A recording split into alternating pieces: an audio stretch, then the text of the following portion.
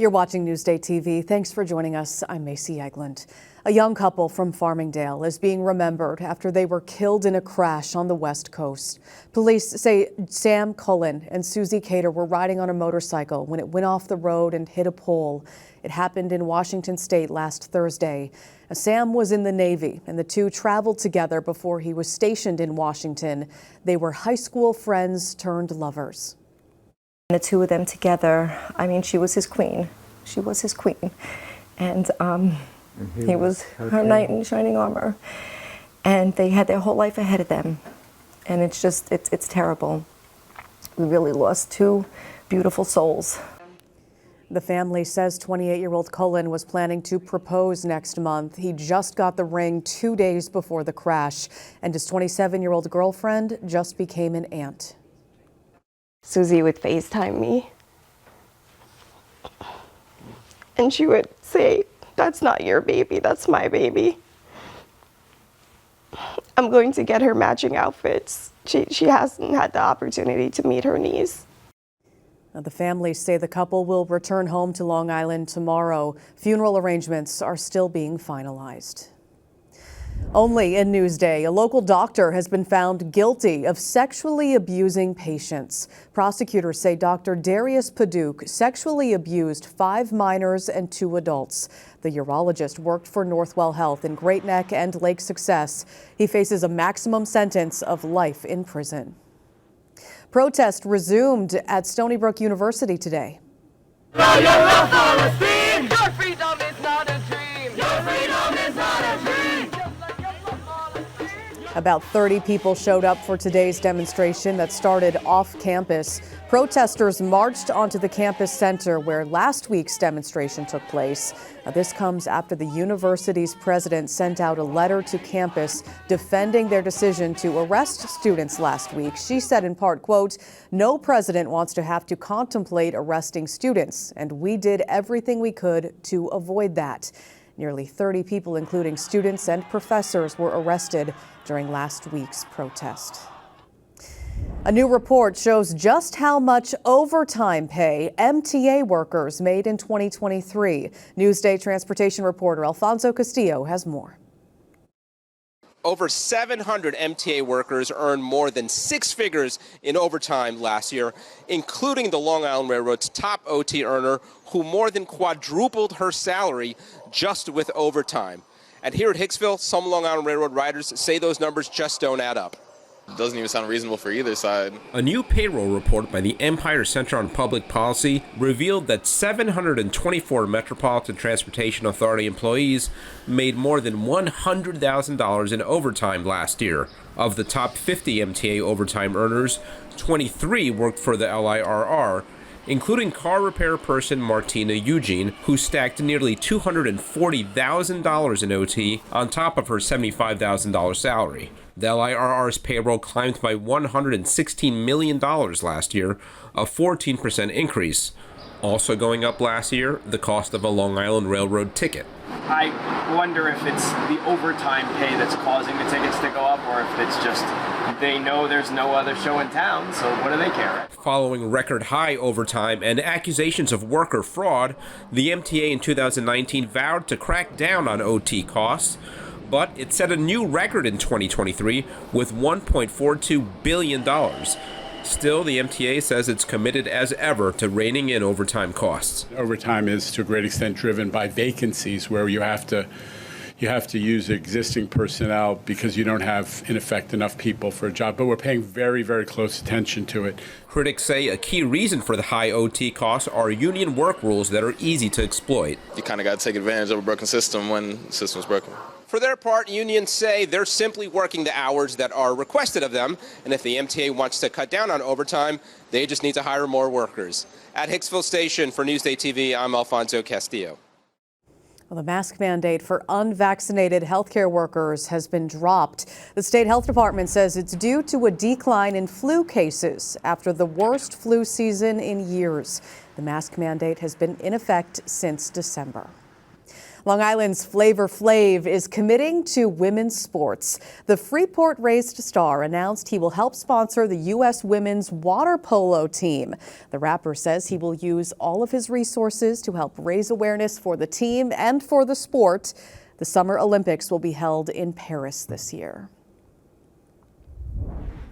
A local business owner's dreams are coming true with a new boutique. Elisa DiStefano has the story you'll see only in Newsday. There's a new boutique in Babylon. It is so cute in here. Thank you. This is like my dream closet. Me too. Chelsea Walters created Everly & Co. Her first shop is in Sayville. This is her second in a space that was formerly beloved boutique Ooh La La, where she worked for many years. I had an amazing boss who kind of taught us everything. The beginning of this year, I got a text that she was looking to retire, and did I want the space? It's a dream, honestly, that I've worked in both of these places when it was something else, and now to come in and be the owner, it's like outer body experience. For a small store, she has a lot. Yes, I made the most out of the space. Look at this jumpsuit. The shop is organized by color story, with a selection for all ages, sizes, and styles. So you definitely have some trendier pieces like the bows. This is adorable, but also some classic pieces too. What do you call this, like coastal chic? Yes, that's the cute little set. It comes in black too.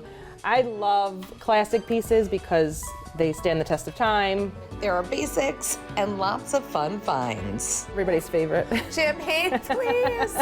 You have to look through because I know, she's fun. it's so fun. It's just a fun, girly boutique. I wanted it to feel a little bit luxurious, but not break the bank.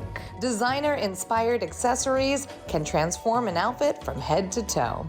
It really changed the whole outfit. Yeah. Or we could do this and make it a springier look. Ooh, I love these. Totally different look. Yep, definitely made it a little bit lighter, brighter. I like dressing people, and I like them coming back and being like, oh my God, I wore this from here to whatever event they had, and I got so many compliments, I felt so good, and that's our goal. Elisa DiStefano, NewsdayTV. A lot of cute stuff. You can read more about the boutique on Newsday.com. Click Get More below the Newsday TV video box.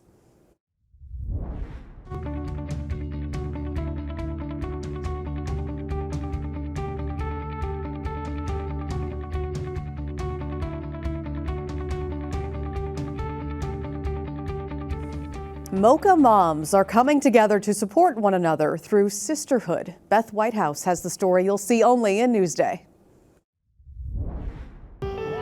When family life gets so busy that mom's head is spinning, when her feet can't move fast enough, when she needs to relax, she turns to other moms. Mocha Moms is a national organization with local chapters throughout the country. Mocha Moms is a sisterhood of women of color and is a group for us to get together, bond through different phases of motherhood, as well as build relationships through connections with moms as well as our children. The Long Island chapter of Mocha Moms offers multiple events every month. Some, like this health and wellness event held in conjunction with the Queens chapter, are for mothers only. For Mom's Night Out, it could be a brunch, a dinner, a paint and sip. Ready? 1, 2, go! Other events, like a recent outing to Bolero in Melville, are for mothers with their children. For children, it can be going to the museum, going to a playground, having a play date at someone's house. It can be bowling, as you see today, or just an event to get the kids together just to socialize and also bond with kids that look like them. And then we also have a tweens only event as well for moms that have older children that are part of the group. The Long Island chapter has more than 50 members who also participate in Zoom meetings to check in with each other. I don't have the opportunity to connect with moms that look like me often because I'm in spaces that don't really cater to that. But Mocha Moms really is a great place for me to talk to other moms about their experiences. I take away a lot from these women. I trust their advice. For Newsday TV, I'm Beth Whitehouse. You can read more about Mocha Moms on Newsday.com. Click Get More below the Newsday TV video box. All right, now let's take a look at your Long Island weather. Started out stormy today, but cleared up to be a really nice night. Tonight, we get down to about 55 degrees and mostly cloudy. Tomorrow, we do have more rain in the forecast tomorrow night. Highs will be in the upper 60s for your Thursday. You see that rain starting around 3 o'clock or so. But in the week ahead, as we look at your 7-day, the next 3 days, unfortunately, are looking to be pretty soggy before we clear out for Mother's Day on Sunday. Long Island weather is brought to you by Fire Island Ferries. You're watching Newsday TV. I'm Macy Eglund. Thanks for joining us. Hope you have a great night.